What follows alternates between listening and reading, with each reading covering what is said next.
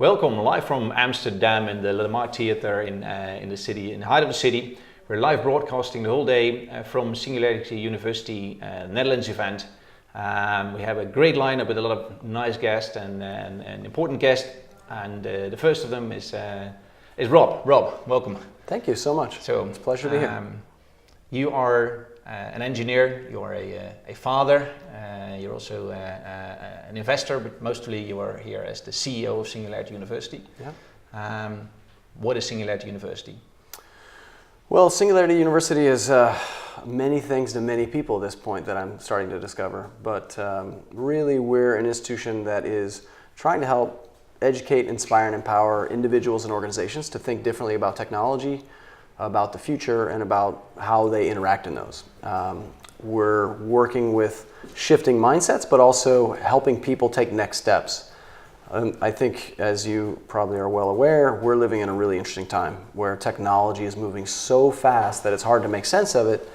And it's really fundamentally disrupting many parts of our lives, every business, every industry, and society as a whole, right? These are things that we're struggling with because our infrastructure, our systems, most of our basics were set up hundreds or thousands of years ago when technology didn't have as much of an impact. Things were moving very slowly and linearly. And when technology is moving exponentially and creating these huge new problems and new solutions, our old linear systems and our regulatory bodies, they don't know how to deal with it, right? So they're just constantly trying to react to keep up. And I mean, the one example that I sort of threw out this morning is Uber. Uber around the world is, as for a consumer, is an extraordinary new service, far better than old taxi services and other things, right? Because you have all the analytics, it's real time, you know exactly what to expect, you don't have to have a payment system. It's just a beautiful service.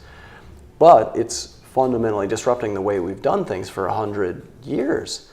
And those old unions and taxi services and regulatory bodies that were set up to deal with that system that developed over 100 years can't keep up with the pace because just it came out of the blue, now it's here, consumers are demanding it, and what do you do? And honestly, if you look at every industry, we could cite similar examples where exponential technologies are showing these new crazy breakthroughs that are creating new job opportunities, new business opportunities, new solutions to problems that have never been solved before, and maybe have some privacy concerns or some security issues or other sort of fundamental ethics or morality issues.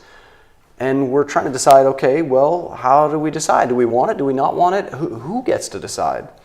And one of my bigger concerns is actually the governmental regulatory bodies that we've established to try to decide how quickly to adopt technologies and how to protect ourselves, how to protect citizens. Those are linear things that were set up tens or hundreds of years ago, and they're struggling to keep up. And they're not equipped with the same mindset, an exponential mindset, right? They're still thinking of technology in the old linear way. And so they're framing the problems in the wrong way. They're reacting to the problem that they see today, not what's coming and on an exponential curve. What's coming is pretty extraordinary. And so we're trying to help organizations like that think differently about where technology is headed and plan to where it's going, not to where it's been already. Right, so how do you do that? How does this work? Can I just apply as a scholar at the university or? Yeah, so we're not a traditional university. We don't give degrees. We do have certificate programs, but we have a wide range of different educational programs that, like what we're doing here today. The core is we have a 10-week, what we call a Global Solutions program, where we select just under 100 students. They come live with us at NASA Ames, which is where our campus is in Silicon Valley. They learn about exponential technologies, they learn about the grand challenges, which is another part of our framing, and then they have to come up with ideas to impact 1 billion people within 10 years. So this is like a startup incubator, essentially. Then we have executive programs that are week-long, where you learn about all the exponential technologies, you learn about where these curves are headed, how to forecast them, you dive into the opportunities and the implications of all these technologies. We spend a lot of time processing and thinking about, okay, well, how's it going to impact your business? What are the next steps that you could take? How do you become an exponential organization in this fast-moving time? So we have a lot of tools and methodologies to help individuals there.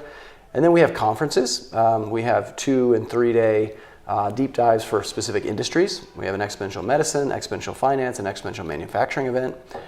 And then what we're really trying to do is get these conversations to spread around the world. And the only way that we're going to do that is to empower our alumni base and others to take on the same sort of framework and curriculum and deliver it locally. And so this is one of the reasons we're here in Amsterdam. We have an amazing base of alumni here in the Netherlands. And this is here today is the Singularity Summit. This year we've run summits in Mumbai, India, in Santiago, Chile, and in Berlin, in Germany. We're going to be in New Zealand next month for another summit, and next year, I think we're talking about 20 different regions that will have similar events like this. And most importantly, these events are bringing together a diverse group of people to be inspired by technology, because we're all affected by technology and curious about where it's going and trying to make sense of it. But if you bring a diverse group of entrepreneurs, corporates, governments, NGOs, nonprofits, other universities and academic leaders, and finance and investors together in a similar cohort from a wide region, so we have a lot of different countries represented here. I think we have like 10 or 12 different countries represented in the room. And you get a diversity of ages also. This is an interesting thing. If you think about millennials, if you can get a really diverse group like that, thinking about where technology is headed and then thinking about those big problems, you get a really rich conversation that typically leads to some really interesting new types of innovations and new ideas. And then the other big part of what the university is trying to do is support and empower those ideas to become successful and to scale. And so we've got 20,000 alumni in more than 105 countries. We have alumni ambassadors in 45 regions around the world. And we're trying to develop tools to help identify the great ideas that are happening here locally, help scale them globally through our network. Right. But still, to be here, you have to pay a considerable amount of money to join the program in the US. It's still rather exclusive. On the other hand, you are trying to impact 1 billion people with the grand challenges. Yeah. How do you involve the ordinary people, the ordinary businesses, the bakery shop, the simple workers in the lower workers in organizations? How do you involve them? How do you make sure that they are heard in this whole debate about where the future is heading as well? Yeah, so that's a really great point. And that really is how we're oriented for the growth of Singularity University, the organization. And it's back to how do we make these conversations more accessible, the frameworks more accessible. We have a bunch of online programs that we've been developing. There's a lot of videos and program content online that anyone can go and see. But we are developing some coursework that people are going to be able to go through for free, and for also deep dives that are going to be we charge for. Probably later next year, you'll see those come online. We're testing them with a bunch of partners today. And then there's the empowerment of these local events. And so right now we have this innovation hub in Eindhoven in the Netherlands. We'll have ongoing salon activities that don't charge money. People can come there. They just register and apply to join. And we hope that those types of activities will scale dramatically. I would, however, also say that while the programs that we run back at Singularity University are very exclusive, they're most exclusive because you can only have so many people in a room. And we, for our executive programs, we limit them to just under 100 people. Because with 100 people over the course of a week, you can have very deep, rich conversations and very intimate discussions about the future and things that you can do, right? You can both. Yeah, both, right? Yeah, and so we charge a lot of money for these, but we also provide scholarships for a lot of people to come to it. So we actually try to make it very accessible through scholarship programs that we've created. The 10-week program is actually completely free. Actually, there's no you don't have to pay to go to it, and that's from a lot of generous partners across. So we're looking for more and more partnerships to allow more people to come to programs like this. Sure. Still, I'm a farmer in a rural area in Africa or whatever. Yeah. How do you reach them? How do you involve them in basically, because what you're doing, you're saying we're going to solve your problem. No, not at all. Actually, no. Might be, but you're in a rural area, you have a problem, maybe you can be more productive, or you have a problem with clean water or whatever. Yep. So Yep. you develop ideas and solutions for that, but Yep. this person is not asked or not part of the solution maybe, or... Yeah, so that's actually exactly what we're trying to change, because that is one of the most powerful parts of exponential technologies, is because they become rapidly democratized. In the next 5 to 10 years, we're pretty certain that everyone on the planet will have access to the internet. Everyone. Sure. Because there are a bunch of forces like Google and Facebook and a few others that are working really hard. As long as the rockets of Musk don't explode with Facebook. There are other people putting rockets into space too. Yeah. And we have some startups in our community that have constellations of satellites that they've already put into space. So it's happening. And once everybody's online, everyone has access to the best education tools, including hopefully more and more stuff from Singularity University.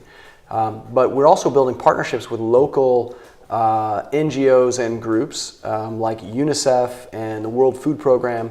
And these are groups that are targeting specific types of problems that exist in various parts of the world. And they have on-the-ground people to understand those problems and to work with the local communities. And we've developed field exchange programs where we'll have local entrepreneurs that are working on problems there come and hang out at Singularity University in Silicon Valley, and we'll send some of our entrepreneurs from Silicon Valley there to the ground to better understand the problems that they're thinking about, right? And so that sort of cross-fertilization is extremely powerful. But I would say the most powerful way that we're going to get this kind of thinking out in the world is inspiring individuals to go out and want to share it. And this is what we've seen to date. In fact, we've done very little marketing or sales ever. Like, we've done virtually none, because we have individuals that come through the program, they leave transformed, inspired, they tell everyone they know about it, and that gets the conversation started. It's difficult, however, to have conversations about the future of your DNA and drones and autonomous cars without some clear framework and a lot of tools. And so we're trying to provide those tools for individuals and organizations to have more of those local conversations on their own, and to understand that they have access to tools that they could have only fantasized about 20 years ago. And those tools provide them the base to solve any problem that they want, and global problems as well. As long as the politics are and the politicians are not in the way. But that's another thing. I mean, you are obviously a tech optimist. You like new things, and you believe in the good of the people, probably. To a degree, yeah. To a degree. Yeah. These days, you see in the world, both here in Europe as in the US, you see a lot of conservative movements. You see a lot of fear. You see a lot of people that are more moving backwards than forward thinking.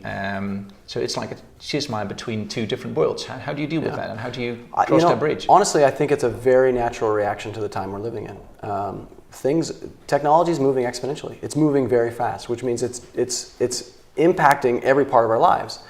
And without some narrative of what it means and where it's taking us, it freaks us out. It scares us. And when we operate out of fear or anxiety because we don't have anyone telling us where this is taking us and a positive story of a great place to go, we're going to retreat. And operating out of fear, you cling to the only things you know, which are the past, even if it's bad for you, right? And it's crazy because I read a survey like 2 weeks ago that was like a poll across the EU and it said only 25% of the population thought things were getting better, as in future generations were going to be better off. So 75% of the population believes that future generations are worse off than they were before, which is completely contrary to reality and data empirically. Our lifespans, our access to energy, to food, to transportation. Every measurement of humanity, the progress of humanity, has shown that we're in a radically better place than we were even 50 years ago. Radically. Right, but why are they not experiencing that? And how do you reach these people? So I think that's the most important sort of question of our time. And it's because we humans think linearly and we live in an exponential world. So we're hardwired to look for scary things. Right? So Homo sapiens, 200,000 years ago, when there was a rustle in the bush, if you went to go check out and it was a lion, your whole gene pool just disappeared, right? You evolved out of the species. And so that got hardwired into what's our amygdala, right? It's a fight or flight response is wired there. And so it basically has us always looking for something scary. So what bleeds leads, right? The news is always scary because that captures our attention far more than some positive news about how many fewer people are in poverty today than have ever been before in all of human history, right?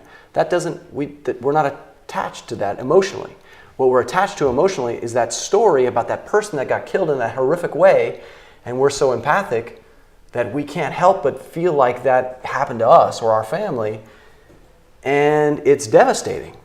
And when you see that over and over and over and over and over again through the news, because that's all that we watch, or the only movies you see about the future from Hollywood are the dystopian Terminator zombie apocalypse stories, we can't help but think things are getting worse.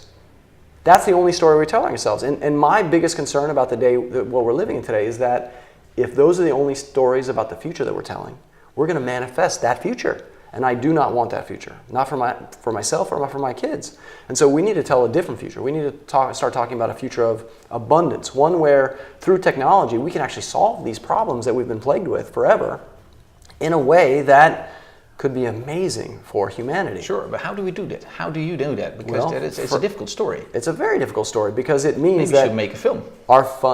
So we're spending a lot of time in Hollywood. We're spending a lot of time trying to get filmmakers and storytellers to talk about a different future. And maybe you should have a lobby somewhere in the White House to say, hey, maybe... I agree with that. Do you have lobbyists? We have a lot. Well, not at SU, but we are working with a lot of groups that are lobbying forces that are trying to get involved. This week, I spent time with the Prime Minister of Denmark and the Prime Minister of Belgium. We've been working with Google, who has been trying to help build a digital Europe, the mindset around a digital Europe. What are the opportunities that we have, and what are the hard problems that we still need to solve?